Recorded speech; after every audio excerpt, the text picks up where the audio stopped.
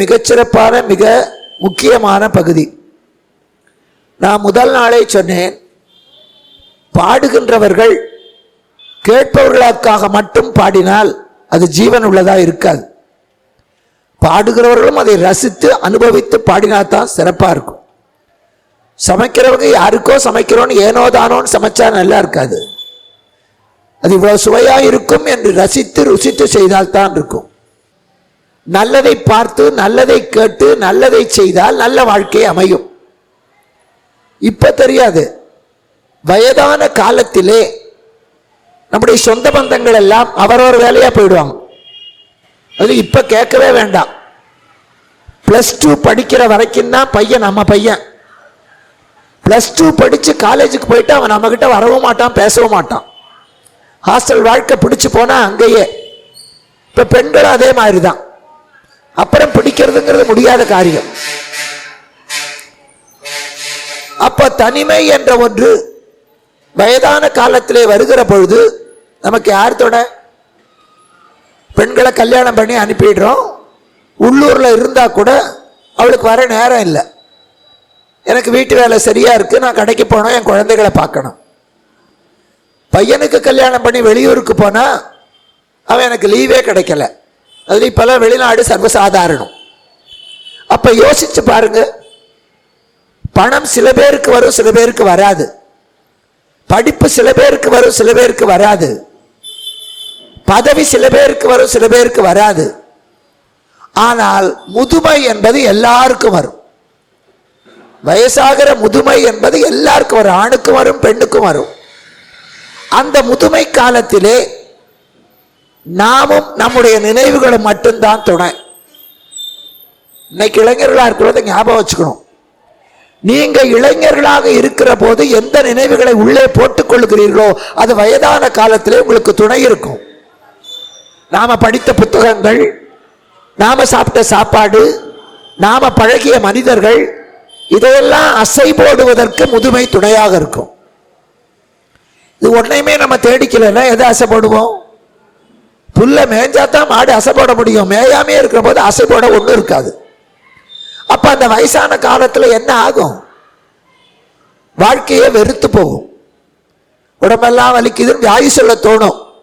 அடுத்தவர்கள் நம்மை கவனிக்காமல் இருந்தா அந்த ஏக்கத்திலேயே 4 நாள் கழிச்சு போறவன் இன்னைக்கே போயிடும். அதனாலதான் சொல்லுகின்றேன், எதற்காக நல்லதை படிக்கிறோமோ கேட்கிறோமோ இல்லை, நமக்காக, நம்முடைய முதுமை காலத்திலே நமக்கு துணையாக. காலையில 8:30 மணிக்கு உட்கார்ந்தா 9 கூட ஆயிடும். 9 மணிக்கு உட்கார்ந்தா சாயந்தரம் சுவாமி விளக்கேத்த 5:30 மணிக்கு எழுந்திருக்கிற வரைக்கும் என்னை சுத்தி கரையான் புற்று மூடினா கூட தெரியாது, புஸ்தகம் தான் என் கையில. அந்த படிக்கிற பழக்கம் இல்லைன்னா தனியா இருக்கிறது ரொம்ப கஷ்டம். எவ்வளவு நேரம் சமைப்பீங்க? எவ்வளவு நேரம் அடுத்தவங்க கிட்ட பேச முடியும்? அதுல நாம் பேசுகிற பேச்ச 100 பேர்கிட்ட பேசினா 70 பேர் அதை பத்தி கவலைப்படுறதே இல்லை. சும்மா ஓம்பாங்க. நம்ம கஷ்டமோ நம்ம சுகமோ அவங்களுக்கு ஒன்றும் அதை பத்தி அக்கறை இல்லை. மீதி இருக்கிற 10 பேர்ல 4 பேர் நம்முடைய பலவீனத்தை தெரிந்து நம்மை கேலி செய்யறதுக்கு அதை பயன்படுத்துவாங்க. மீதி இருக்கிற 3 பேர் அரைகுறை கேட்பான். நம்ம கஷ்ட நஷ்டங்களை சொல்லும் போது கேட்கறதுக்கு ஒத்தாள் கிடைச்சா அதே பெருசு. நம்ம எல்லாத்தையும் சொல்லிட்டு தெரிகிறோம்.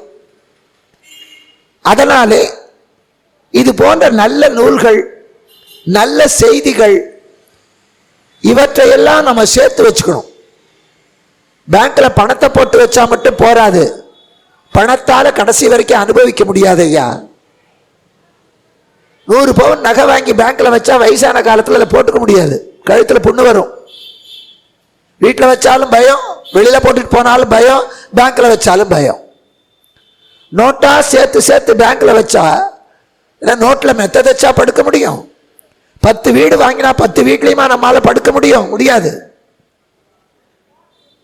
அன்ன விசாரம், அதுவே விசாரம், சொர்ண விசாரம், தொலையா விசாரம். பன்னு மங்கையரை பன்னு விசாரம், பலகால் விசாரம், என்ன விசாரம் வைத்தாய் இறைவா கட்சி ஏகம்பகனை. யாரு? பட்டினத்தார். அவருக்கு எந்த விசாரமும் இல்லை, நமக்காக சொல்றார். என்ன சமைக்கிறது? நாளை கத்திரிக்காய் சாம்பார் வைக்கிறதா, பொரியல் வைக்கிறது, ஒரு பெரிய பிரச்சனை. அன்ன விசாரம், அதுவே விசாரம். அதுக்கடுத்து சொர்ண விசாரம், காசு சேர்த்தனவே, பவுன் விலை ஏறுதே, சொர்ண விசாரம், தொலையா விசாரம்.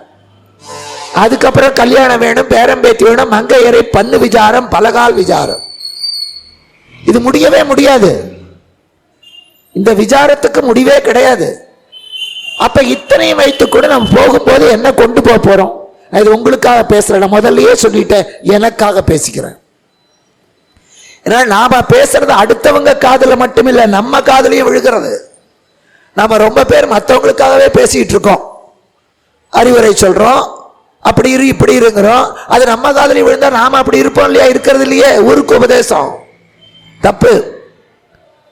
அதனாலே பிறக்கும் போது கொடு வந்ததில்லை, பிறந்து மண்மேல் இறக்கும் போது கொடு போவதில்லை, இடையில் வந்தது இறைவன் தந்தது என கொடுக்கறியாத குலாமருக்கு என் செய்வேன் இறைவா கட்சி ஏகம்பனே. ஒத்தருக்கொத்தர் பணத்தால மட்டுமல்ல, நம்மால முடிஞ்ச உதவியை செய்யணும். உதவியை செய்யணும். வயசானவங்க ஒருத்தர் பக்கத்து வீட்டில் இருந்தா, இங்க இருக்கும்போது நான் பால் வாங்கிட்டு வரேன், உங்களுக்கு வாங்கி தரேமா? இப்ப நான் படியேறினேன், இந்த அம்மா வேட்டைக்கு நான் புதுசு, இந்த பலப்பற்ற கோயிலுக்கே நான் புதுசு, இன்னைக்கு தான் 5ஆம் நாள் வர்றேன். முதல் 2 நாள் ஆட்டோ டிரைவர் பையன் ஏற்றி விட்டான், ஒரு நாள் டிரைவரே ஏற்றி விட்டார். 2 நாளா அந்த பூ வைக்கிற பொண்ணு நேத்திக்கு அவ வந்து ஏற்றி விட்டா. இன்னைக்கு நான் ஆட்டோவில் இருந்து இறங்குறதுக்கு முன்னாலே அவ ரெடியா நிக்கிறா என்னை படி ஏற்றி விட. அவ எனக்கு பொண்ணா, அக்காவா, தங்கையா, அம்மாவா, யாரு? நான் அவளுக்கு என்ன கொடுக்க போறேன்? எதுவும் இல்லை. ஆனால் ஒரு உதவி செய்ய வேண்டும் என்ற நினைப்பு இருக்கு, அவளுக்கு நாளைக்கு யாராவது செய்வாங்க. நான் அதைத்தான் சொல்லுவேன். எங்க அம்மாவும் அப்பாவும் நானும் வந்தவர்களுக்கெல்லாம் சாப்பாடு போடுறதுனால எந்தெந்த ஊரிலேயோ யார் யாரோ நமக்கு போடுகிறார். நாம செஞ்சவங்களே நமக்கு திருப்பி செய்யணும்னு அவசியம் இல்லை. அதுதான் இந்த பாரதத்திலே மிகப்பெரிய ஒரு பாத்திரம். ஏனென்றால் ஆடு மாடு சேனையும் கோடி கோடி செல்வமும் கூட வராது. ஓடியிட்ட பிச்சையும் உவந்து செய்த தர்மமும் சாடிவிட்ட குதிரை போல் தர்மம் வந்து நிற்குமே. தர்மம் தலை காக்கும்.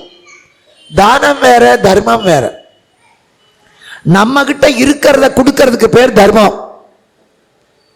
ஒருத்தர் வந்து இல்லைன்னு கேட்டா, நீங்க உங்ககிட்ட இருந்து எடுத்து ஒரு 10 பைசாவை போடுறீங்களே, அது தர்மம். உங்க வீட்டுல மிஞ்சி போற 4 இட்லியை போடுறீங்களே, அது தர்மம். தானம் எது தெரியுமா? கேட்ட பிறகு கொடுப்பது தர்மம். கேட்காமையே, ஐயோ அந்த ஆள் பசியோட இருக்காரு, நம்ம தேடி போய் கொடுக்கிறோமே, அது தானம். வந்தவன் கேட்கறத கொடுத்தா அது தானம், நம்ம கிட்ட இருக்கிறத கொடுத்தா தர்மம். அதனாலதான் ஆண்டாள் சொன்னா, ஐயமும் பிச்சையும் ஆந்தனையும் கைகாட்டி. பிச்சைனா கேட்டு கொடுப்பது, ஐயம் என்பது கேட்காமையே கொடுப்பது. அதனால்தான் தானத்திலே சிறந்தவன் கர்ணன். கர்ணனுக்கு மிஞ்சிய கொடையாளி இல்லை, மார்கழிக்கு மிஞ்சிய மழை இல்லை. கார்த்திகைக்கு அப்புறம் மழை பெஞ்சு பிரயோஜனம் இல்லை. கர்ணனுக்கு விஞ்சிய கொடையாளியும் இல்லை, கார்த்திகைக்கு விஞ்சின மழையும் இல்லை.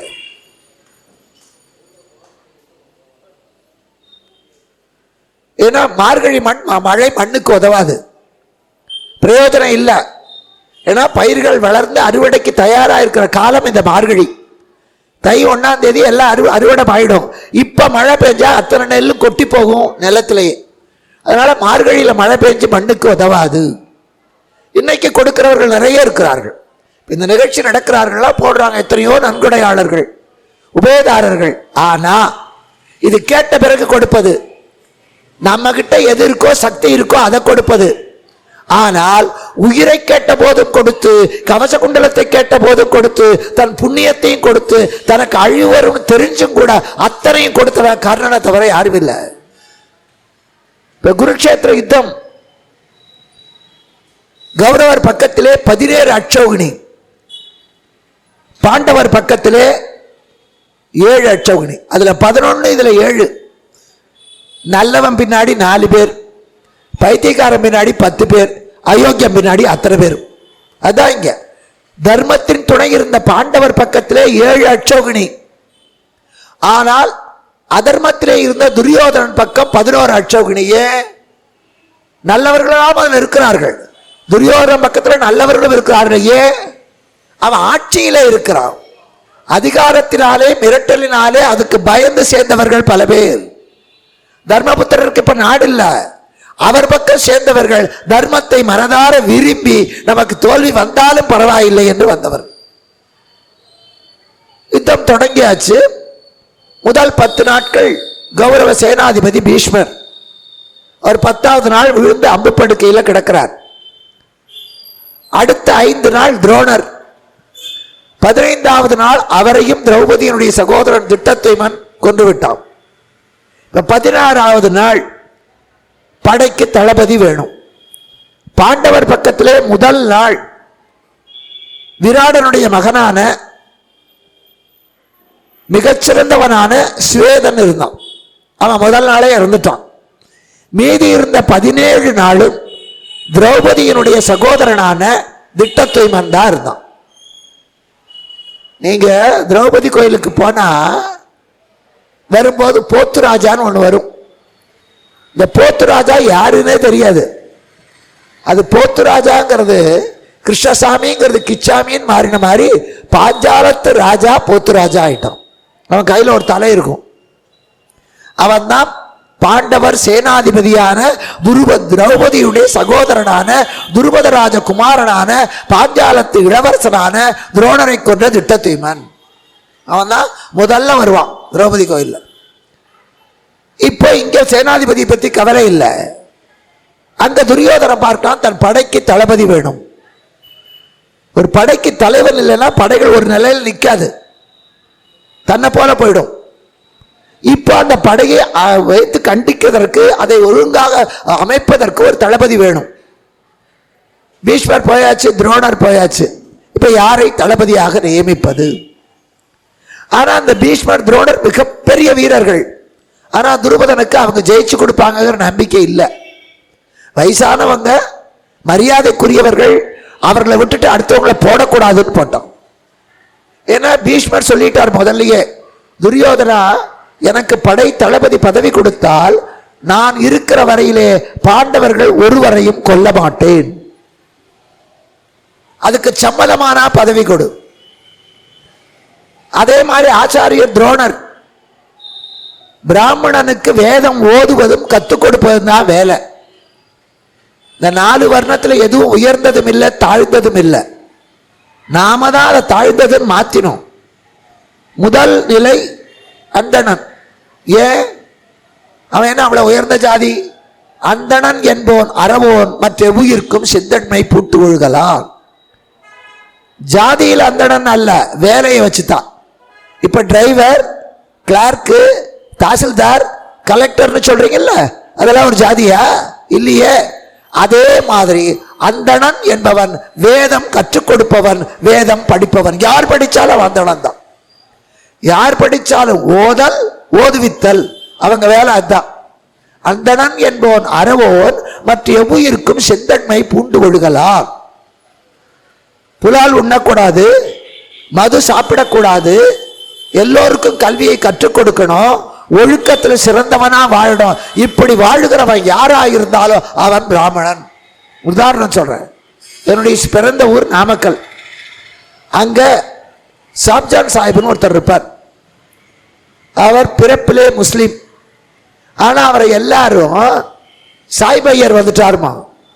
ஏன்னு கேட்டா அவர் மது உண்ண மாட்டார், மாமிசம் சாப்பிட மாட்டார், சிகரெட் பிடிக்க மாட்டார், 2 வேளை தாராளமா குளிப்பாரு. அவ்வளவு சிறப்பாக எங்க பிள்ளையார் கோயில் கேட்டா கும்பிடு போட்டு தான் போவார். ஆனா முஸ்லீம். அதனால அவர் எல்லாரும் சொல்லுவாங்க பிராமணனை போல ஒழுக்கத்தை கடைபிடிக்கிறார் சாப்ஜான் ஐயர்மா. கடைசி வரைக்கும் அப்படித்தான் இருந்தார். அது மாதிரி யாரா இருந்தாலும் வேதம் ஓதவும் வேதத்தை கற்றுக் கொடுக்கவும் தெரிந்தால் அவன் அந்தணன். அடுத்தது சத்திரியன். இன்னைக்கு ராணுவத்திலையும் காவல்துறையிலும் இருக்கானே அவன் சத்திரியன். ராணுவத்தில் முதலியார் இல்லையா, செட்டியார் இல்லையா, பிராமணன் இல்லையா, எல்லா ஜாதிக்காரரும் ராணுவத்தில் இருக்கான். போலீஸ்ல எல்லா ஜாதிக்காரரும் இருக்காங்க. அந்த ஜாதி முக்கியம் இல்லை. இவன் முதலியார் சப் இன்ஸ்பெக்டர், பிராமண சூப்பரிண்டென்ட் இல்ல, ஹெட் கான்ஸ்டபிள், கான்ஸ்டபிள் அப்படித்தான் வரும். அதனால சத்திரியன், வீரத்திலே நாட்டை காக்கிற வீரன் யாரோ அவன் சத்திரியன். யார் அந்த தொழிலை செஞ்சாலும் அவனுக்கு பேர் சத்திரியன். யார் வாத்தியார் வேலை செஞ்சாலும் அவனுக்கு பேர் டீச்சர் தான். அது மாதிரி சத்திரியன். அதற்கு அடுத்தது வைசியன், வியாபாரம். இந்த கடை வச்சிருக்கிறவங்க அத்தனை பேர் வைசியர் தான். ஆனா இப்ப நாம என்ன பண்றோம், வைசியர்னா ஒரு செட்டியார். நீ ஆரிய வைசியரா, ஆயிர வைசியரா, எண்ணக்கார செட்டியாரா, இது நாம பண்ணிக்கிட்டது. வியாபாரம் யார் செய்தாலும், இப்ப இங்க நூல் வியாபாரம் செய்றீங்கன்னா நீங்க வைசியர் தான். நான் ஒரு ஹோட்டல் வச்சு நடத்தினா நான் வைசியர் தான். அது அந்த தொழிலுக்குரிய பெயரே தவிர பிறப்புக்குரிய பெயர் அல்ல. நாம மாத்திட்டோம். அடுத்தது சூத்திரன், அதுவும் ஜாதி இல்லை. இதை தவிர உழவு, நெசவு, பற்ற இரும்பு வேலை செய்வது, தங்க வேலை செய்வது, இதை தவிர போர் செய்வது, வியாபாரம் செய்வது, படிப்பு கற்றுக் கொடுப்பது, இது மூணை தவிர மற்ற எல்லா வேலையும் செய்வது சூத்திரன். சூத்திரம்னா கயிறு. ஒரு பம்பரத்துக்கு கயிறுல எல்லாம் சுத்தாது. ஒரு பொம்மை ஆட்டம் ஆடணும்னா கயிறுல எல்லாம் முடியாது. ஒரு கொடி பறக்கணும்னா கயிறு இல்லாத முடியாது. ஒரு தண்ணி சேர்ந்தனம்னா கயிறு இல்லாத முடியாது. ஏன் கல்யாணத்துக்கு கூட 10 பைசா மஞ்ச கயிறு இல்லைன்னா முடியாது. அப்ப எல்லாத்துக்கும் ஆதாரமா இருப்பவன் யாரோ அவன் சூத்திரன். அது நீங்களாவும் இருக்கலாம், நானாவும் இருக்கலாம். நான் நெசவு தொழில் செய்வேன், ஆனால் நான் சூத்திரன். அதை வியாபாரம் செஞ்சா வைசியன். இப்படித்தான் பிரிக்கப்பட்டதே தவிர வைசியனுக்கு பிறந்தவன் வைசியன், பிராமணனுக்கு பிறந்தவன் பிராமணன் அல்ல. பிராமணனுக்கு பிறந்தவன் வியாபாரம் செஞ்சா அவனுக்கு பேர் வைசியன். இப்ப அதனாலே மிகச்சிறந்த வீராதி வீரராக இருந்ததுல துரோணர் பிராமணர். வித்தையை கற்றுக் கொடுக்கலாம், ஆனால் அவர் போருக்கு போகக்கூடாது. அது பிராமணனுக்குரியது அல்ல, அந்தணனுக்குரியது அல்ல. பிரம்மத்தை உணர்கிறவன் பிராமணன். இவர் என்ன செஞ்சார், தனுர்வேதம் வில் விதத்தில் கெட்டிக்காரர், கற்றுக் கொடுத்தார். கற்றுக் கொடுப்பது வேற, ஆனால் களத்திலே போய் கொலை செய்வது வேற. இவன் இரக்கமுள்ளவனா இருக்கணும். தன்னுடைய குலத்தொழிலை செய்யாமல் தன் இயல்புக்கு மாறானதை செஞ்சா யாருக்கு கிடைக்காத ஒரு மரணம் துரோணருக்கு கிடைச்சது. இவங்க 2 பேர் மேலேயும் துரியோதனனுக்கு நம்பிக்கை இல்லை. ஏன்னா பீஷ்மருக்கு துரியோதனன் எப்படி பேரனோ அதே மாதிரிதான் பாண்டவர்களும். கண்டிப்பா அவர்களை அழிக்க மாட்டார். அவர் வெளிப்படையாவே சொல்லிட்டார். துரோணருக்கு துரியோதனனை விட அர்ஜுனன் தான் பிரியமான மாணவன். அவரும் அழிக்க மாட்டார், ஒப்புக்குத்தான் போர் செய்வார். இவனுக்கு வெற்றி கிடைக்க வேண்டும். அதுக்காக யார் நம்மிடத்திலே அக்கறை உள்ளவனோ அவன் தளபதி ஆனால் நமக்கு வெற்றி தேடி தருவா. யார் என்றால் கர்ணன், துரியோதனன் நண்பர். ஏன் இந்த கர்ணன் இத்தனை நாளா களத்துக்கு வரவே இல்லை? பீஷ்மர் அணிவகுப்புக்குரிய வீரர்களை தேர்ந்தெடுக்கிறார். அதிரதர், மகாரதர், சமரதர், அர்த்தரதர், 4 கேட்டகரி. இதுல அதிரதர் என்பவன் ஒரு தேரிலே இருந்து கொண்டு தன்னுடைய குதிரைகளுக்கும் தேரோட்டிக்கும் தனக்கும் ஆபத்து வராமல் ஆயிரக்கணக்கான தேர் வீரர்களை அழிக்கக்கூடிய சாமர்த்தியம் இருந்தால் அவர் அதிரதன். 2வது மகாரதன், அவன் நூற்றுக்கணக்கான தேரோட்டிகளோடு சண்டை போடணும். 3வது சமரதன், ஒரு தேர் ஒரு தேரோட. அடுத்தது அர்த்தரதன், 2 தேர் வீரன் சேர்ந்து ஒத்த கூட சண்டை போடுவோம். இதுல அணிவகுக்கிறார் வீரர்களை இந்த 4 வகையில. அப்போ அதிரதனாக இருக்க தகுதி உடையவன், அவன் பேர் அந்த லிஸ்ட்ல வரல. இப்போ ஒரு மெடிக்கல் காலேஜுக்கோ ஒரு இன்ஜினியரிங் காலேஜுக்கோ அப்ளிகேஷன் போடுறீங்க. 1200க்கு 1199 மார்க் வாங்கியிருக்கான் ஒரு பையன். அவன் என்ன நினைப்பான், ஃபர்ஸ்ட் என் பேர் தான் வரும், அதான் நினைப்பான். ஃபர்ஸ்ட் லிஸ்ட்னு ஒன்று வரும், அதுல அவன் பேர் இல்லை. சரி, செகண்ட் லிஸ்ட்லயாவது வரும், அதுலயும் இல்லை. சரி, அந்த லிஸ்ட்ல வந்தவன் எவனாவது சேரலைன்னா உனக்கு இந்த இடம் வெயிட்டிங் லிஸ்ட் ஒன்று வச்சிருப்பான், அதுலயும் பேர் வரல. அதுக்கு காரணம் என்னன்னு அங்க போய் கேட்டா தான் தெரியும். இங்க அதே மாதிரி பீஷ்மர் மகாவீரனான கர்ணனை அதிரதனாகவோ மகாரதனாகவோ, ஏன் ஒரு ஒத்தைக்கு ஒத்தையாக சமரதனா கூட சேர்த்தாம அர்த்தரதராக்கி களத்திலே பின்னாடி நிற்க வச்சார். இந்த போர்க்களத்திலே கமாண்டர் இன் சீஃப், அந்த தளபதி என்ன சொல்றாரோ அதைத்தான் ஒரு வீரன் செய்யணும். எங்க நிக்க சொல்றாரோ அங்கதான் நிக்கணும். நான் மிகப்பெரிய வீரன் முன்னால் நிற்பேன்னு சொல்ல முடியாது. தரைப்படை, கப்பல் படை, வானப்படை இத்தனை இருக்கு. விமானப்படை 3 இருக்கு. இந்த 3க்கு தனித்தனி commander in chief. Field marshal தரைப்படைக்கு, ஏர் மார்ஷல் விமானப்படைக்கு, வைஸ் அட்மிரல் கடற்படைக்கு. இந்த 3 பேர் தான் தீர்மானம் பண்ணணுமே தவிர இந்த 3 படைக்கும் தலைவர் ஜனாதிபதி தான். ஆனா அவர் இஷ்டப்படி யாருக்கும் ஒரு ரெக்கமெண்டேஷன் லெட்டர் கொடுத்து ஒரு வீரனை கூட போர்ல சேர்த்த முடியாது. வேற எங்க வேணா சேர்த்தலாம். படத்தை வாங்கிட்டோ, வேண்டியவன் என்றோ, சொந்தக்காரன் என்றோ சிபார்சு கடிதம் கொடுத்து எந்த துறையில வேணா நுழைக்கலாம். ஆனா ராணுவத்தில் நுழைக்க முடியாது. ஏன்னா அது உயிரோடு போராடுகிற இடம்.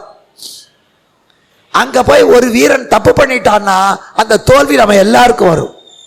தோல்வி நம்ம எல்லாருக்கும் வரும். அதுக்கு பதில் சொல்ல வேண்டியவர் அந்த கமாண்டர் இன் சீஃப். அதனால ஒத்துக்க மாட்டார். அதனால ராமாயணத்துல குகனை சேர்த்துக் கொள்ளுகிற போது ராமன் யார்கிட்டையும் கேட்கல. சுக்ரீவனை சேர்த்துக் கொள்ளுகிற போது யார்கிட்டையும் கேட்கல. விபீஷணன் வர்றான். அந்த விபீஷணனை சேர்த்துக் கொள்ளும் போது ராமன் எல்லார்கிட்டையும் கேட்பான். முக்கியமா சுக்ரீவன் கிட்ட கேட்பான். ஏன்னா அந்த வானர படைக்கு சுக்ரீவன் தான் தலைவன். அவன் தலைமையில் தான் போர் நடக்கிறது. இந்த போர்க்காலத்திலே முன்ன பின்ன தெரியாத ஒருத்தனை, ராவணனுடைய கட்சியிலிருந்து வர்ற ஒருத்தனை சேர்த்து கொண்டு அவன் ஏதாவது குளறுபடி பண்ணினா பதில் சொல்ல வேண்டியவன் சுக்ரீவன். ராமனுக்கு அதிகாரம் இல்ல. சுக்ரீவனை கேட்கிறார் சேர்த்துக்கலாமான். அதுதான் நடைமுறை. இங்கே அதே மாதிரி பீஷ்மருடைய உத்தரவு இல்லாம இந்த கர்ணன் முன்னாடி வந்து போர் செய்ய முடியாது. அவன் சொன்னான், பீஷ்மர் இருக்கிற வரைக்கும் நான் போருக்கு வரமாட்டேன். ஒப்புக்கு சப்பானியா நிற்கிறேன், தயாரா இல்ல. துரியோதனன் அவனுடைய மனசை புரிந்து கொண்டு சரின்ட்டான். துரோணர் தலைமையில வந்தான். அதில் ஏகப்பட்ட குளறுபடி. 10 நாட்கள் தான் தர்ம யுத்தம்.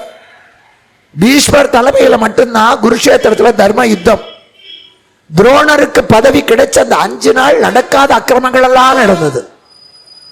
ஒருத்தனோட ஒருத்தன் தான் சண்டை போடணும். தேரில் இருப்பவர் தேரில் இருக்கிறவனோட தான் சண்டை போடணும். 2 பேர் சண்டை போடும் போது 3வது ஒருத்தன் நுழையக்கூடாது. போர் முடிந்த பிறகு எல்லாரும் நண்பர்களாக இருக்கணும். சூரிய உதயத்துக்கு போர் தொடங்கி சூரிய அஸ்தமனத்துக்கு முடியணும். ஒருவனுக்கு இடுப்பு வேஷ்டி அவிழ்ந்தாலோ அல்லது கண்ணிமைத்தாலோ தலைமுடி குடுமி அவிழ்ந்தாலோ அந்த நேரத்தில் அவன் அடிக்க கூடாது. இப்படி 1008 சட்டதிட்டங்கள் உண்டு. அத்தனையும் மீறினது துரோணர்கள். ஒரே ஒரு உதாரணம், அபிமன்யு என்ற அர்ஜுனனுடைய பிள்ளைய அத்தனை பேர் சேர்ந்து அடிச்சு கொண்டாங்க. மகா தப்பது. அத்தனை தர்மங்களும் மீறப்பட்டது அவருடைய. ஏன்னா அவரால் கண்ட்ரோல் பண்ண முடியல. ஏன்னா அவர் பிறவியிலே வீரன் அல்ல, அவர் ஒரு ஆசிரியர், அவ்வளவுதான். அவர் இந்த வேலைக்கு போற போது அவரால் தாக்கு பிடிக்க முடியல. இங்க 16வது நாள் துரியோதனன் கேட்கிறான், கர்ணா அந்த 2 பேர் எனக்கு வெற்றி தேடி தருவாங்க நான் நினைக்கல. இருந்தாலும் உங்களுக்கு மரியாதை கொடுக்கறதுக்காக நிறுத்தினேன். நீதான் எனக்கு வெற்றி தேடி தருவாய், நீதான் இந்த களத்துக்கு சேனாதிபதி ஆகணும். கர்ணனுக்கு ரொம்ப சந்தோஷம். அப்பன் பேர் தெரியாதவன், அம்மா பேர் தெரியாதவன், ஜாதி இல்லாதவன் என்று எல்லாராலும் புறக்கணிக்கப்பட்ட தனக்கு பீஷ்மர் துரோணருக்கு இணையாத துரியோதனன் நம்பிக்கைக்குரிய ஒரு படை தளபதி பதவி கிடைக்கிறது என்றால் அது எவ்வளவு சந்தோஷம். இப்பவும் இந்த நாட்டிலேயே மிகப்பெரிய பதவி ராணுவ தளபதி தான். மற்ற கலெக்டர்லாம் விட, ஜனாதிபதியை விட மிக உயர்ந்தது தரைப்படை, கப்பற்படை, விமானப்படையினுடைய தளபதி இருக்கிறார்கள். அவர்களுக்கு தான் சம்பளமும் ஜாஸ்தி, அவர்களுக்கு தான் பொறுப்பும் ஜாஸ்தி, மரியாதையும் ஜாஸ்தி. மரியாதையும் ஜாஸ்தி. அதை நினைச்சு சந்தோஷப்பட்டான் கர்ணன். 16வது நாள் களத்தில் வந்து நிற்கிறான். எதிரிலே பாண்டவர் படை, திட்டத்துய்மன் தலைமை, தர்ம பீம அர்ஜுன நகுல சகாதேவர்கள் நிற்கிறார்கள். வீராதி வீரர்கள். கிருஷ்ணன் தேரோட்டுகிறான். யுத்தம் தொடங்குகிறது. 2 பேரும் சமமான வீரர்கள், அர்ஜுனனும் கர்ணனும். மற்றவர்கள் அவரவர்களுக்கு தகுந்தாற் போல. மாளவராசத்து மன்னனோடு பீமன் போர் செய்கிறான். அர்ஜுனன் கர்ணனோடு போர் செய்கிறான். தர்மர் வேற யாரோடைய போர் செய்கிறார். நகுலன் பகதத்தனோடு போர் செய்கிறான். சகாதேவ மிகச்சிறந்த மன்னனான சல்லியனோடு அவரவர்கள் சக்திக்கு தகுந்தாற் போல. இப்போ 2 வகை யுத்தத்தில் நேருக்கு நேர் சண்டை போடுறது ஒரு யுத்தம். அதுக்கு பேர் துவந்த யுத்தம்னு பேர். கும்பல் கும்பலா அடிச்சுக்கிறானே அதற்கு பேர் சாங்குல யுத்தம்னு பேர். இங்க 10 பேர் அங்க 10 பேர், யார் யார் அடிக்கிறானே தெரியாது. சமயத்தில் அவங்க கட்சியவே அடிச்சுக்குவோம். இது சாங்குல யுத்தம்னு பேர். இது 2 நடக்குதுங்க. அப்போ மாலை சூரிய அஸ்தமனம் ஆகிவிட்டது, 2 பேருக்குமே வெற்றி தோல்வி இல்லை. அப்ப அர்ஜுனன் கை ஓங்கி இருந்தது. அவன் சொன்னான், கர்ணா இன்னைக்கு போயிட்டு நாளைக்கு வா. இந்த இன்று போய் போர்க்கு நாளை வா என்பது ராமாயணத்துல மட்டும்தான் எல்லாரும் சொல்லிட்டு இருப்பாங்க. ராவணனை பார்த்து முதல் நாள் போரிலே ராமன் சொன்னா, அன்று போர் புரி சேனையின் பதியாகிய வீரனை இன்று போய் போர்க்கு நாளை வா என்று இயம்பினான். நாகுலம் கமுகின் வாழை தாவூர் கோசல நாடுடைய வள்ளல். ஆனா எல்லா இதிகாசத்திலையும் உண்டு. பாரதத்துல கர்ணன் அர்ஜுனனை பார்த்து இன்று போய் போர்க்கு நாளை வா. கந்தபுராணத்துல முருகப்பெருமான் சூரபத்மனை பார்த்து இன்று போய் போர்க்கு நாளை வா. இத்தனையும் உண்டு. ஆனா ராவணன் போயிட்டு வந்தான், கர்ணன் போயிட்டு வந்தான், சூரபத்மன் போயிட்டு வந்தான், ஒருத்த மட்டும் போகல. அவன் தான் ராவணன் தம்பி கும்பகர்ணன். அவனே இன்று போய் போர்க்கு நாளை வான்னான். அவன் சொன்னான், புறப்படுற போதே வாக்கரிசி போட்டுக்கிட்டு தான் நான் வந்திருக்கேன், ஜெயிச்சா திரும்பி போவே, செத்தா வீரமரணம். அவன் மட்டும்தான் போகல, எல்லாரும் போனார். இப்போ 16வது நாள் மாலையில கன்னத்துல கை வச்சு கர்ணன் உட்கார்ந்துருக்கான். தினமும் போர் முடிஞ்ச உடனே துரியோதனன் வந்து கேட்பான் பீஷ்மர்கிட்ட துரோணர்கிட்ட எல்லாம், ஏன் ஜெயிக்கல, ஏன் ஜெயிக்கல, உங்களால முடியலடா ராஜினாமா பண்ணு. இப்ப சொல்றாங்களே இந்த ராஜினாமா பண்ணுங்கிறத ஆரம்பிச்சவனே துரியோதனன் தான். ராஜினாமா பண்ணு, ராஜினாமா பண்ணுன்னு. இப்ப கர்ணனையும் கேட்கணும்ல, அவங்க 2 பேரையாவது நம்பல, மாட்டேன்னு சொல்லிட்டு தான் வந்தாங்க. கர்ணன் தான் வெற்றி தேடி தருவான்னு நினைச்சானே, இப்ப கர்ணன் தோற்று விட்டு வந்திருக்கா. துரியோதனை எத்தனை ஏசணும்? பாட்டனை ஏச முடிந்தது, ஆச்சாரியனை ஏச முடிந்தது, கர்ணனை ஏசல. நட்பு. இப்ப கேட்கிறான், கர்ணா தோல்விக்கு என்ன காரணம்? எப்ப நம்முடைய தோல்விக்கு என்ன காரணம்னு யோசிக்கிறோமோ அப்ப நாம ஜெயிப்போம். பரீட்சையில் மார்க் கம்மின்னா ஏன் மார்க் கம்மின்னு சரியா யோசிக்கணும். எங்க வாத்தியார் வேணும்னே ஃபெயில் ஆக்கிட்டார். ஏன்னா இவர் சொத்தெல்லாம் அவனுக்கு வரப்போகுது. இன்னும் சில பேர் பாடத்தில் இல்லாத கேள்வியெல்லாம் கேட்டாங்க. தோத்து போறதுக்கு என்ன காரணம்? நான் சரியா எழுதலை. அதை முதல்ல புரிஞ்சுக்கணும். நான் சரியா படிக்கல, நான் சரியா எழுதல. எந்த குழந்தை அதை தெரிஞ்சுக்கிறதோ அதை அடுத்த முறை சரியா படிச்சு எழுதும். அதை பெத்தவங்க சொல்லணும், மார்க் குறைஞ்சு போச்சுன்னா ஒப்பாரி வைக்காத, நீ சரியா படிக்கல, அடுத்த பரீட்சைக்கு படி. எந்த பெற்றோர் அப்படி சொல்லி தர்றீங்க? என் பையன் விடிய விடியத்தான் படிச்சான், நான் டீ போட்டு கொடுத்த அந்த வாத்தியாருக்கு வீட்டில் என்ன சண்டையோ மார்க் குறைச்சிட்டார். நானும் ஒரு ஆசிரியா 42 ஆண்டுகள் இருந்தவோ ஒரு மின்னமும் மாணவியாத்தான் இருக்கேன். அது தப்பு. நான் கேட்கிறேன், ஒரே ஆசிரியர் வகுப்புல இருக்கிற 60 மாணவர்களுக்கு சொல்லிக் கொடுக்கிறார். 60 மாணவர்களுக்கு ஒரே மாதிரி தான் பாடம் சொல்றார். இப்ப நான் மேடையில பேசுறேன், ஒத்தொத்தருக்கு அதுலயும் போய் தனித்தனியா சொல்லல, எல்லாருக்கும் பொதுவா தான் சொல்றோம். அவர்கிட்ட படித்த மாணவன் மொத்தம் 200க்கு 200 வாங்குறான், இன்னொருத்தன் 150 வாங்குறான். அதே வகுப்புல படிச்ச பையன் சைபர் வாங்குறான். அப்ப வாத்தியார் மேல தப்பா?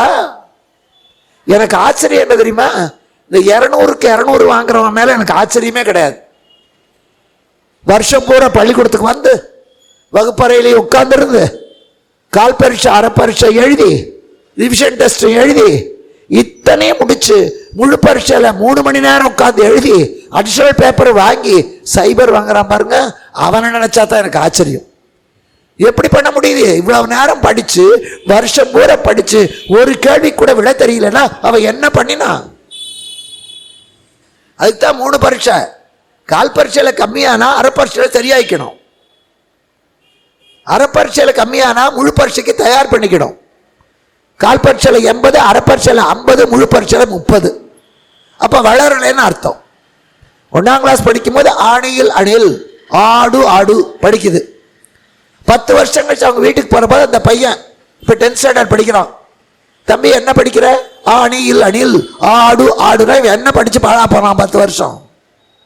வளர்ச்சி வேண்டாம், ஆளும் வளரணும் அறிவும் வளரணும், அதுதான்டா வளர்ச்சின்னு எழுதுறாரு பட்டுக்கோட்டை. ஆள் மட்டும் வளர்ந்தா போறாது, அறிவும் வளரணும். இங்கே அதனால என்ன காரணம்? அதான் முக்கியம். கர்ணா நம்முடைய தோல்விக்கு என்ன காரணம்? நீ மாவீரன், அர்ஜுனனுக்கு நிகரான வீரன். நீ அர்ஜுனனை கொல்லுவதாக சபதம் பண்ணி இருக்க, என்னுடைய உயிர் நண்பன். இத்தனை பிளஸ் பாயிண்ட் இருந்து நீ எப்படி தோற்றாய்? அப்ப கர்ணன் சொன்னா, அர்ஜுனனுக்கு இருக்கிற 3 வாய்ப்புகள் எனக்கு இல்லை. ஒன்று, அர்ஜுனனுடைய காண்டீபம் அக்னியால கொடுக்கப்பட்டது. அதில் பூட்டப்பட்டிருக்கிற நான் யாரால அறுக்க முடியாது, அது தெய்வீகமானது. ஏன்னா போர் செய்கிற போது, பரீட்சை எழுதுகிற போது பேனா நிப்பு உடஞ்சி போயிட்டா பரீட்சை எழுத முடியாது. வில்யுத்தம் செய்கிற போது அந்த நான் அருந்து போயிட்டா அவன் வேறொரு வில்லை எடுத்து நாணேற்றி போர் செய்யறதுக்குள்ள எதிராளி அடிச்சு தொலைச்சிருவான். அவனுடைய காண்டீபம் தெய்வீகமான வில், என்கிட்ட அது இல்லை. ஆனாலும் பரவாயில்லை, பரசுராமர் கொடுத்த விஜயம் என்ற வில் எனக்கு இருக்கிறது, அதை வச்சு சமாளிக்கிறேன். 2வது, அர்ஜுனனுக்கு அக்னியினாலே காண்டவவன தகனத்தின் போது கொடுக்கப்பட்ட அம்பரா தூணி. அம்பராத்துனா அம்புகள் போட்டு வைக்கிற பொட்டி. அதில் ஓரளவுக்கு தான் எடுத்துட்டு போவான். அம்பு விட விட அது தீர்ந்து போச்சுன்னா மறுபடியும் போய் இன்னொரு பொட்டி கொண்டு வரத்துக்குள்ள தோத்துருவான். அர்ஜுனனுடைய அம்பரா துணியில அம்பு குறையவே குறையாது, எடுக்க எடுக்க நிறைஞ்சுக்கிட்டே இருக்கும். அட்சயம், அது அட்சய அம்பரா துணி என்கிட்ட அது இல்லை. ஆனாலும் பரவாயில்லை, நான் 2-3 அம்பரா துணியை வைத்துக் கொண்டு சமாளிக்கிறேன். 3வது, அர்ஜுனனுக்கு கிருஷ்ணன் தேரோட்டுகிறான். அவன் மாயங்களிலே வல்லவன். கண்ணனுக்கு நிகரான ஒரு தேரோட்டி கிடைத்தால் நான் ஜெயிப்பேன். இது நடக்கிற காரியமா? ருக்மணி தான், சத்யபாமா தான், மகாலட்சுமி தான், முத்துசாமி செட்டியார் அவங்க தனிதான். ஒருத்தர் கண்ணை எடுத்து இன்னொருத்தருக்கு வைக்கலாம், கண் விழிக, அவனும் பச்சையாத்தான் பார்ப்பான். ஒருவருடைய சிறுநீரகத்தை எடுத்து இன்னொருத்தருக்கு வைக்கலாம், அதுவும் சிறுநீரத்தான் கழிக்கும். ஒருவருடைய இதயத்தை எடுத்து இன்னொருத்தருக்கு வைக்கலாம், அது டப் டப்புன்னு தான் துடிக்கும். ஆனா ஒத்த மூளையை எடுத்து இன்னொருத்தருக்கு வைக்க முடியாது. இத்தனை விஞ்ஞானம் உணர்ந்திருக்கிற இந்த காலத்திலேயும் ஒத்த மூளை எடுத்து இன்னொருத்தருக்கு வைக்க முடியாது. ஏன்னா இதயம் என்பதெல்லாம் ஜடம், டப் டப் டப் டப், அவ்வளவுதான். மூளை ஜடம் இல்லை. நாம பார்ப்பது படிப்பது பிறந்ததிலேயே தாய் வயிற்றுக்குள்ளே இருக்கிறதுலே இருந்து நாம எதையெல்லாம் அறிந்து கொண்டோமோ அத்தனை அந்த மூளை பதிவு பண்ணிக்குது. பதிவு பண்ணிக்கிற கம்ப்யூட்டர் அது, அத்தனை அதுல இருக்கு. அதுல மடிப்பா இருக்கும். அந்த ஒவ்வொரு கோடும் நம்முடைய ஞாபகம். இதுல உங்க அனுபவம் வேற, என் அனுபவம் வேற. இப்ப என் மூளையில ராமாயணமும் பாரதமும் பெரிய புராணமும் தேவாரமும் திருவாசகமும் தான் உட்கார்ந்துருக்கு. ஒரு 1ஆம் நம்பர் ரவுடி, அவன் மண்டையில எப்படி கொலை பண்றது, எத்தனை கொலை பண்றது, எப்படி பேங்கை கொள்ளையடிக்கிறது, அதுதான். இப்ப என் மூளை எடுத்து ஒரு திருடனுக்கு வச்சா அவன் கொள்ளையடிக்க மாட்டான், ராமாயணம் சொல்ல ஆரம்பிச்சிருவான். ஒரு திருடனோட மூளை எடுத்து எனக்கு வச்சா நான் பாரதம் சொல்ல மாட்டேன், எப்படி திருடுவது. ஏன்னா பதிவுகள் வேற வேற. குப்ப மண்டையில் இருக்கிறது வேற, சுப்ப மண்டையில் இருக்கிறது வேற. சுப்பனுடைய மூளையை குப்பனுக்கு வச்சா குப்பனா இருக்க மாட்டான், சுப்பனா தான் இருப்பான். அதனால தான் மூளை மாற்று அறுவை சிகிச்சை செய்ய முடியாது. அதனால அப்படி இருக்கிற போது ஒரு சாதாரண மனிதனுக்கே மாற்றம் செய்யாத போது அனைத்துலகையும் ஆட்டி படைக்கின்ற ஆண்டவனான கிருஷ்ணனுக்கு நிகராக ஒருத்தன் வர முடியுமா? முடியாது. வேறுபடுத்தி காட்டுவதே அந்த மூளை தானே. மாட்டுக்கு நமக்கு இருக்கிற வேறுபாடு அதுதானே, அப்பருக்கு பிள்ளைக்கு இருக்கிற வேறுபாடு அதுதானே. எல்லாருக்கும் கண்ணு இருக்கு, மூக்கு இருக்கு, காது இருக்கு, எல்லா அவயவமும் ஒண்ணுதான். மூளையில் இருக்கிற நிச்சயம் மட்டும்தான் வேற. உனக்கு அபார மூளைடாமா, அப்ப இவனுக்கு மட்டும் இல்லையா? சைஸ் தான் இருக்கு, உள்ள இல்ல. அது மாதிரி இங்கேயும் அந்த ஆண்டவனுடைய உள்ளத்திலே 84,000 லட்சம் பிறவி பேதம். 84,000 லட்சம் பிறவி பேதம், அத்தனை உயிர்கள். அப்படின்னா மொத்தமே அவ்வளவுதானா? நம்ம இந்தியாவிலேயே 130 கோடி வித்தியாசம். பரப்பன, ஊர்வன, நிற்பன, நடப்பன, இப்படி இருக்கு. அதுல 84,000 லட்சம் வகை. பாம்புன்னா அது ஊர்வன நினைச்சா ஊர்றதுல பாம்பு இருக்கு, பல்லி இருக்கு, ஓனா இருக்கு, உடக்கா இருக்கு, அரணை இருக்கு, இத்தனை இருக்கு. பாம்புல எத்தனை வகை இருக்கு, அது எண்ணவே முடியாது. அத்தனை பிறவிகள், அவ்வளவு பேரை பற்றி ஆண்டவனுக்கு தெரியும். அப்ப அதனால கிருஷ்ணனுக்கு நிகரான தேரோட்டி எப்படி கிடைப்பான்? அப்ப உடனே கர்ணனே அதுக்கு பதில் சொல்றோம். கிருஷ்ணனுக்கு நிகரான சுமாரா ஒருத்தர் இருக்கான். நகுல சகாதேவர்களுடைய மாமனான மத்தர தேசத்து மன்னனான சல்லியன் எனக்கு தேரோட்டினால் நான் ஜெயிப்பேன். நகுல சகாதேவருடைய மாமன் அவன் தர்மபுத்திரனோட சேர்றதுக்காக படையோட வர்றான்.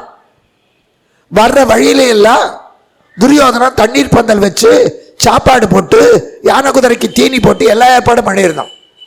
அவன் என்ன நினைச்சான், தர்மபுத்திரர் தான் இத்தனை ஏற்பாடு பண்ணியிருக்காரு, நல்ல வழியில சாப்பிட்டுட்டு ஓய்வு எடுத்து வந்தான். குருக்ஷேத்திரத்தை கிட்ட வரும்போது துரியோதனம் வணங்கினான். மாமா வழியில எல்லாம் சௌகரியமா இருந்ததா? திக்குறது. அப்ப வழியில சாப்பாடு போட்டது நீயா? ஆமா. அந்த காலத்திலேயே ஒருத்தர் உப்பை தின்னு துரோகம் பண்ணக்கூடாது. துரியோதனா உன் உப்பை தின்னுட்டு உனக்கு எதிர்பக்கம் போய் நான் சண்டை போட மாட்டேன், உன் பக்கமே இருக்கேன். இது வஞ்சக முறையிலே சல்லியன் வந்தது. இப்ப அந்த சல்லியனுக்கு இணையானவன் கிருஷ்ணன், மாவீரன். துரியோதனன் போனான். துரியோதனன் யார்கிட்ட எதுவும் கேட்க மாட்டான், வணங்காமுடி மன்னன். அப்படி தலை குறிஞ்சே நடக்க மாட்டான். அதனாலதான் விழுந்தான். கீழே தண்ணி இருக்கிறத பார்க்காம அவன் சாப்பிடும்போது, நாமெல்லாம் சாம்பார் சாதம்னா அதில் ஒரு 4 வாய் சாப்பிட்டுட்டு அப்புறம் ரசம் சாதம். அவன் அப்படி மாட்டான். அவன் தட்டிலேயே ஒரு தடவை எடுத்த பிறகு அதில் கை வைக்க மாட்டான். ஒரு 4 கிண்ணத்துல சாம்பார் சாதம், ஒவ்வொன்றுலையும் ஒரு தடவை தான் எடுப்பான். நம்ம எச்சில நாம சாப்பிடுவோம். ஒரு வடையை பாதி கடிச்சிட்டு இலையில வைப்போம், அப்புறம் மறுபடியும் எடுத்து கடிப்போம். அடுத்தவங்க கடிச்சதை தான் நாம வாங்க மாட்டோம். நம்ம எச்சில் நாம உண்ணுவோம். துரியோதன் தன்னெச்சில் தான் உண்ணா தன்மையா, தான் எச்சில கூட சாப்பிட மாட்டான். அவ்வளவு தூரம் அவன் தன்மானம் உள்ளவன். இப்போ அப்பேற்பட்ட துரியோதன கர்ணனுக்காக சல்லிய கிட்ட போய் நிற்கிறான். அதான் அப்படி நட்பினுடைய மிக உயர்வு. தனக்காக எதையுமே கேட்காத துரியோதன, தலை தாழ்த்தாத துரியோதன, நண்பனான கர்ணன் சொன்னான் என்பதற்காக கர்ணனுக்காக சல்லியனிடத்திலே போய் தலை தாழ்த்தி கேட்கிறான், மாமா வணக்கம். துரியோதன ஆயுசுல வணங்கினது அந்த ஒரு தடவை தான் வணக்கம்னா. சல்லியனுக்கு ஆச்சரியம், வணங்காமுடிக்காரன் வந்து வணங்குறானே. அதைத்தான் திருக்குறள் எழுதினார், ஒன்னார் வணக்கமும் வில் வணக்கமும் நம்பாதே.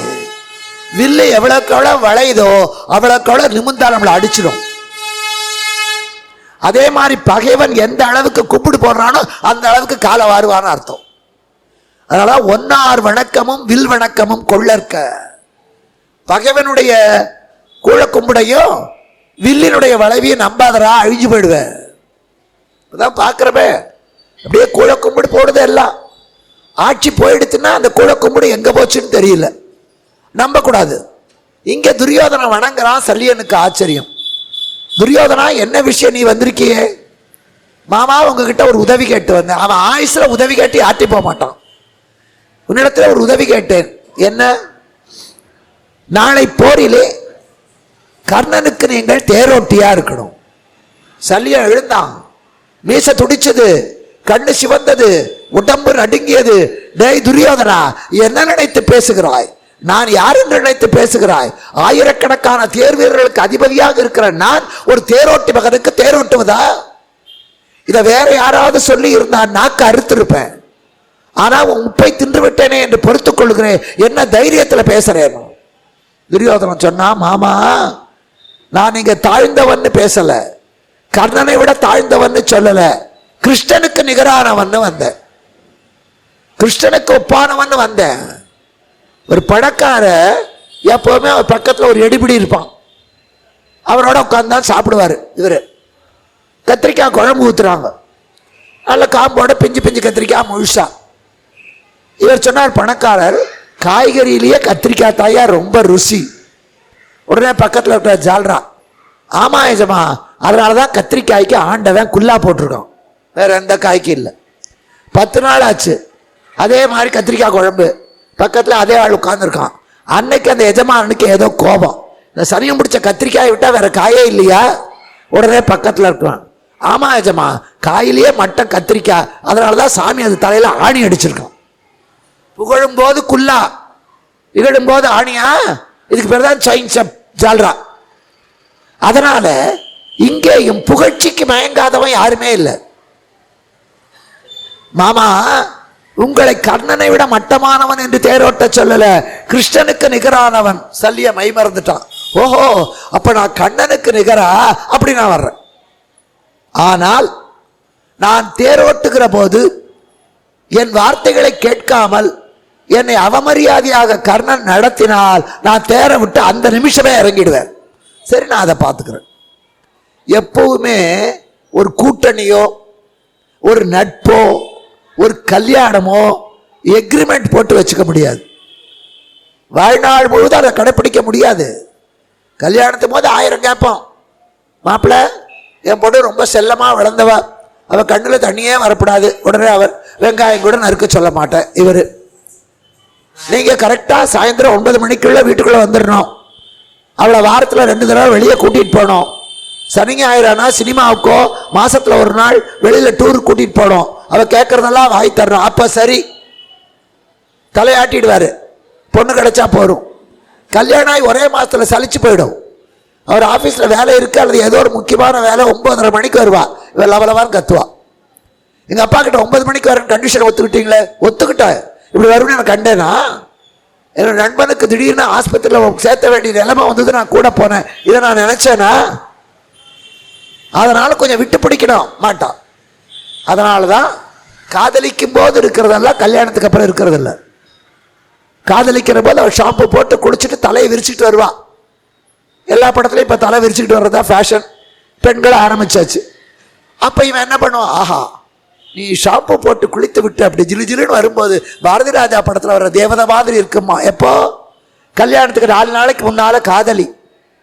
கல்யாணம் ஆகி அன்னைக்கு அவன் குளிச்சுட்டு அதே மாதிரி தான் தலையை விரிச்சு போட்டுட்டு இவனுக்கு சாதம் பரிமாற வருவா. சனியனை தலையை முடிஞ்சு தொலைங்க, முடி விழுந்தா என்ன ஆகுறது? அதே முடி அதே பொண்ணு. ஒத்துக்கிறீங்களா? காதலிக்கிற போது காத்திருக்கீங்க எவ்வளவு நேரம் ஆனாலும். கல்யாணம் ஆன பிறகு 5 வருஷம் இருந்தா கூட சட்டிபானைக்கெல்லாம் புத்தி சொல்லிட்டு வரணும். நீ பிறந்ததே லேட்டு. ஆணாகட்டும் பெண்ணாகட்டும், இந்த நிபந்தனைகள் என்பது ஏறக்குறைய அட்ஜஸ்ட் பண்ணிட்டு தான் போனமே தவிர அதை அப்படியே கடைப்பிடிப்பது என்பது யாராலேயே எந்த இடத்துலையும் முடியாது. இதைத்தான் பெரியவங்க சொல்லுவாங்க, நீ தாமா சமாளிச்சுக்கணும், அனுசரிச்சு போ. இது ஒரு இப்ப இந்த அனுசரிச்சுங்கிற வார்த்தையே தெரியாது குழந்தைகளுக்கு. ஏன்னா யாரும் உபயோகிக்கிறதே இல்லை.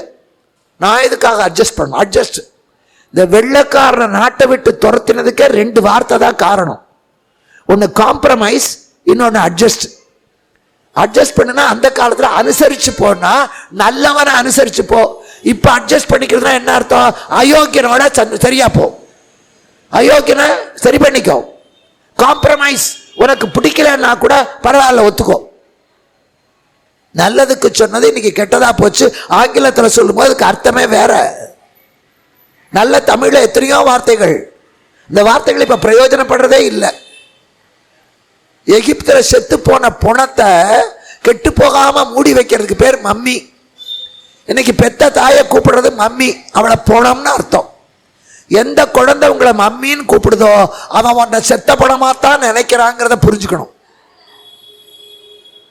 நீ மேம் மேம் இது என்னது மேம் மேம் ஊமையாட்டம். அப்ப சித்தியா இருந்தா மினிமம், பெரியமாவா இருந்தா மேக்சிமமா? தப்பு. அம்மாங்கிற வார்த்தை இன்னைக்கு பசுமாடு மாத்திக்கல. மனுஷனை தவிர மற்ற மிருகங்கள் எதுவும் மாறல.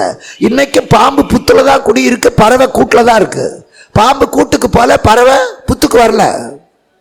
யானை இன்னைக்கு சைவம், ஆடு மாடு இன்னைக்கு சைவம், அது மாறல. ஆப்பிரிக்காவில் இருந்தாலும் ஆப்பிரிக்காவில் இருக்கிற யானை பீர் குடிக்கல, அமெரிக்காவில் இருக்கிற மாடு சிக்கன் பிரியாணி சாப்பிடல. அது எங்க இருந்தாலும் அன்னைக்கு மாதிரி தான் இன்னைக்கு இருக்கு. நாம அப்படி இருக்கோமா? எங்க தாத்தா சுத்த சைவம் சார். எங்க அப்பா எப்பவாவது ஆபீஸ்ல பார்ட்டினா சாப்பிடுவாரு. எனக்கு ஒரு நாள் கூட அசைவம் இல்லாத முடியாது. ஒரே குடும்பத்துல சில பேர் புரட்டாசி மாசம் போற வரைக்கும் தவிக்கிற தவிப்பை நான் பார்ப்பேன் பல இடத்துல. இந்த ஐப்பசி அன்னைக்கு அத்தனை ஆடு மாடு கதறும்.